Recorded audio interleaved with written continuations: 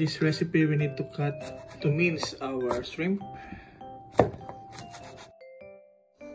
So we just need shrimp, minced shrimp or hipon.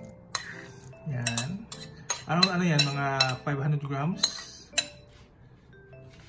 And then we're gonna add corn. So pinat lang natin ito na maliliit. Corn kernels. Some minced carrots. And spring onion. So, yung color lang ating tinitingnan dyan. So, we're gonna call this fried shrimp and roasted seaweeds. Let's season it with some fish sauce.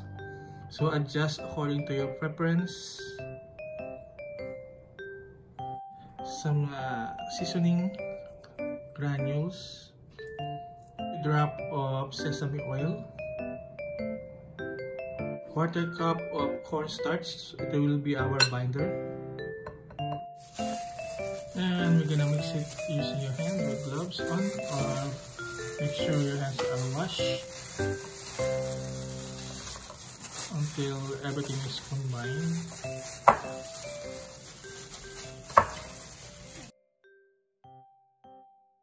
Our mixture is now ready. Next step, we have this seaweed, roasted seaweed. We're gonna spread the mixture that we made in the seaweed, a thin layer of mixture. Try to spread it all over the seaweed. Over the world.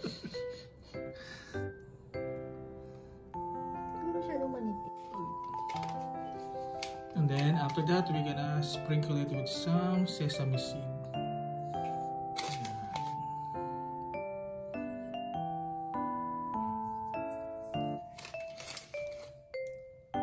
And then we're gonna do the same to the rest hanggang maubos natin yung ating mixture.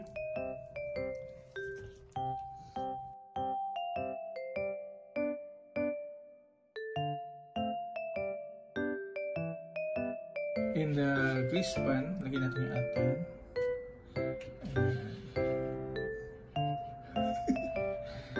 para mo siyang ma-fry. So, maglagay tayo ng mga 4.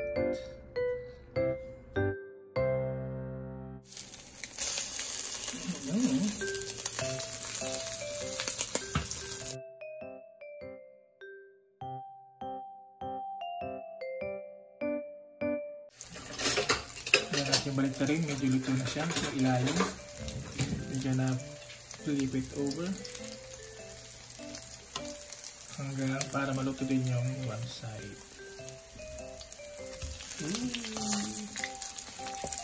Parang crispy na yung seaweed. Bigyan mo ng konti para mag-flatten.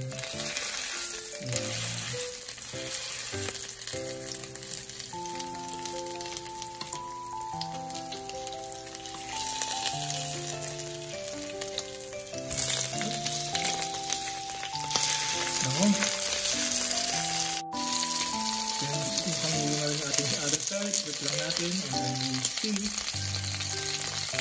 Wow, ang ganda lang kulay. Ayun ito na yan. Sinipon nyo yung sa training over.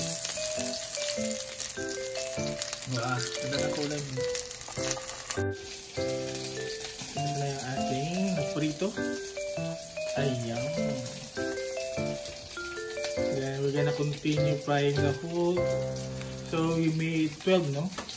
Out of the mixture. So yung big size na seaweed na natin into 4. Then we made 12 out of the mixture. Ganda ng kulay niya.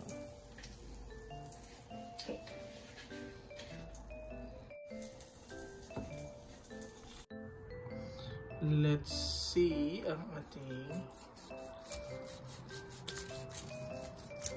Ay, gumagala yung ating sangkalan. Nagmumove. Dali lang, may.